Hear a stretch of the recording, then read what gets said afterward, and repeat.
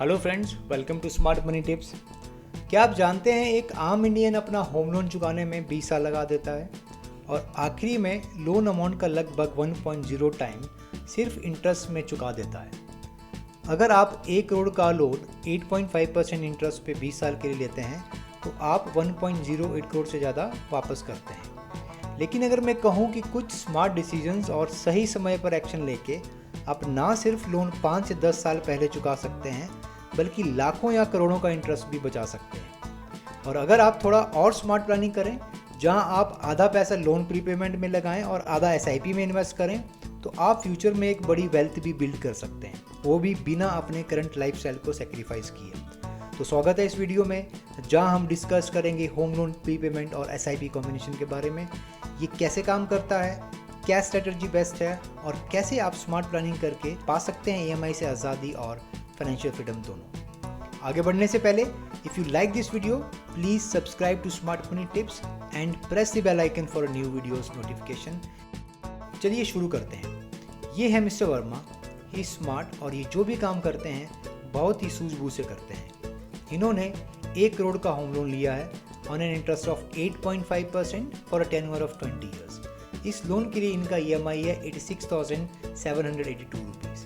Mister Verma अपनी company में अच्छी पोजीशन पे हैं और वो कंफर्टेबली हर साल additional 5 to 6 lakh rupees home loan में एडिशनली रीपे कर सकते हैं।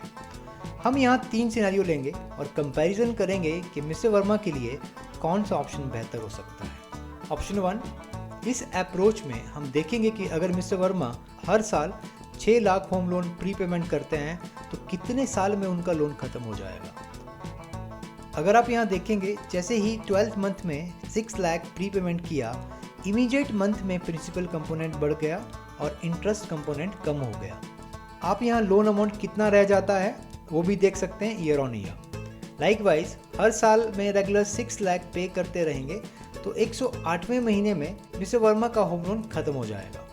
नाउ इन केस अगर मिस्टर वर्मा प्री पेमेंट नहीं करते तो इन्होंने 20 साल में ऑलमोस्ट 1.08 करोड़ का केवल इंटरेस्ट ही बैंक को चुकाया होता along with 1 crore of principal. That mean mister Verma ने लोन तो 1 करोड़ का लिया होता पर वो टोटल चुकाते 2.08 करोड़।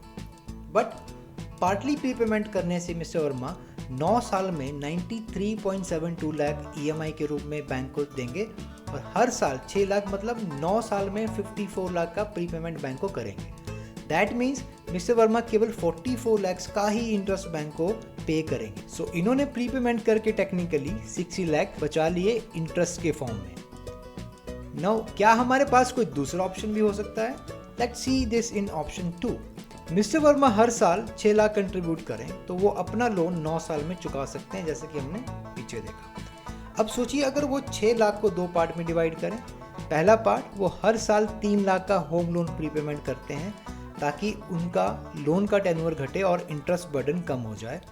दूसरा पार्ट वो बचा हुआ 3 लाख हर साल SIP में इन्वेस्ट करते हैं, यानी 25,000 rupees per month mutual fund में इन्वेस्ट करते हैं और ये SIP तब तक चलता है जब तक लोन पूरी तरह से क्लोज नहीं हो जाता। नाउ लेट्स सी अगर हर साल 3 लाख का लोन प्री पेमेंट करें तो कितने साल में इनका लोन कंप्लीट हो जाएगा। जब मिस्टर वर्मा 12th मंथ में 3 लाख का प्री पेमेंट करते हैं तो इनका प्रिंसिपल आउटस्टैंडिंग 95 लाख के करीब रह जाता है। Next year again in the 24 month he makes a pre payment of 3 lakh rupees और इनका प्रिंसिपल आउटस्टैंडिंग 24th मंथ में 89 लाख के करीब रहता है। इसी तरह वो हर साल 3 लाख प्री पेमेंट करते हैं और 145th मंथ में उनका लोन खत्म हो जाता है। दैट मीन्स 12 साल में उनका लोन खत्म हो जाता है। अगर हम यहाँ देखें तो इन्होंने 12 साल में 61.42 लाख के करीब का इंटरेस्ट बैंक को दिया along with the principle of 1 crore, यानी आप करीब 45% का इंटरेस्ट बचत कर रहे हो और 8 साल पहले लोन खत्म कर रहे हो। नाउ देखते हैं कि 12 साल में 25,000 रुपीज़ की SIP कैसे ग्रो कर सकती है। अगर SIP 12% से ग्रो होगी तो 12 साल में SIP के थ्रू 36.30 लाख इन्वेस्टेड कैपिटल के अगेंस्ट में उनका वैल्यू होगा 78.20 लाख। और अगर SIP 13% से ग्रो करेगी तो वैल्यूएशन होगी 83.58 और अगर SIP 15% से ग्रो करेगी तो वैल्यूएशन होगी 95.54 लाख। यहाँ पे मिस्टर वर्मा ने 12 साल में लोन भी खत्म कर दिया और साथ ही एक स्ट्रॉन्ग इन्वेस्टमेंट कॉर्पस भी बना लिया। ये स्ट्रेटजी आपको फाइनेंशियल फ्रीडम की तरफ दोनों डायरेक्शन से हेल्प करती है, एक तो लोन फ्री और वेल्थ क्रिएशन के लिए। अब हम थर्ड ऑप्शन लेंगे जो कि ऑप्शन 1 और ऑप्शन 2 के ऊपर बेस्ड है। This is going to be more interesting.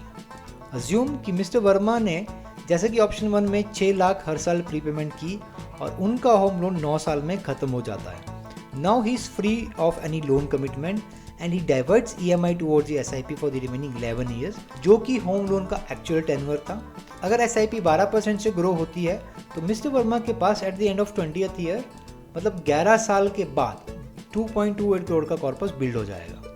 Now जैसे कि हमने देखा ऑप्शन 2 में, जहां मिस्टर वर्मा 6 लाख को 2 पार्ट में डिवाइड करते हैं, एक से लोन प्रीपेमेंट करते हैं और बाकी 25,000 रुपीज़ का SIP करते हैं till 12 years.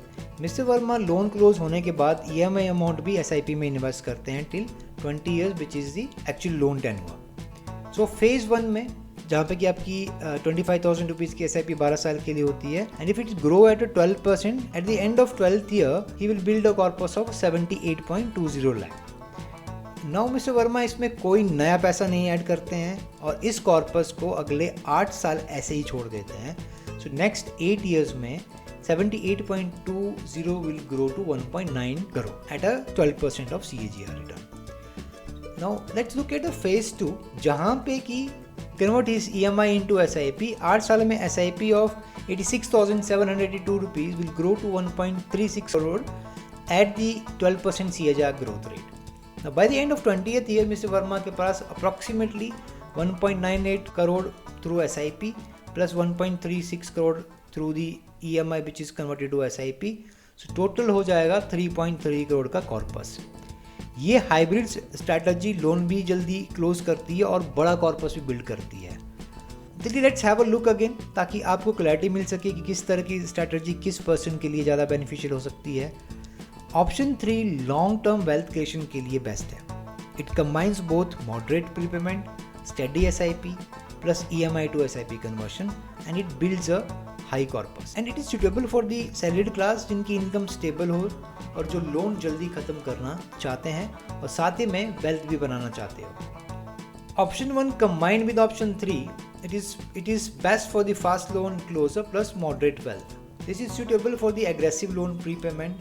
First option adopt करने से आपका लोन 9 साल में खत्म हो जाएगा। Then convert EMI to SIP for the next 11 years so that you can build a corpus of 2.26 crore. Option 3 is balanced but will create a lower corpus.